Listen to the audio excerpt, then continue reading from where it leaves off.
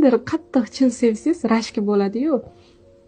Meni ham endi Alloh taolo yaxshilikka qilsin, rashkim eng katta rashkim ahli ilmlarni ko'rasiz, sizdan ham ko'p Rasulullohni sevadigan insonlar borligini bilish bu eng katta rashk bo'lsa kerak.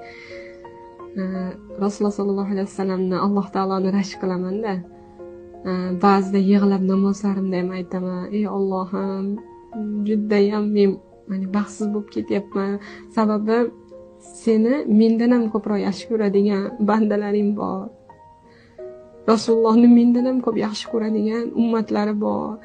Men rosa xafa bo'lib ketyapman. Hozir bu ishqim bilan oldinga borsam, Rasulullohni ko'rsam, bu ish eng oxirida bo'lib qolsa, mendan ham ko'p Rasulullohga, senga bandalik, ummatlik vazifalarini qilgan insonlar bor deb rashkim keladi-da. Meni shunaqangi banda, shunaqangi ummat qilgan, xos qiling, xos ummat bo'ling deyman-da. Qiyomatda hamma saralanganda ko'tariladi. Rasulullohni oldida turadiganlar bo'ladi. Alloh taoloning jamolini ko'radiganlar bo'ladi. Namozlarimda ham seni jamolingni, Rasululloh sollallohu alayhi vasallamni ummatlari oldida tursam bo'ldi. Bular bo'lmasa menga kerak emas deyman. Duolarda ham bu dunyoga xizmat qildirish taqdirimda yozilgan bo'lsa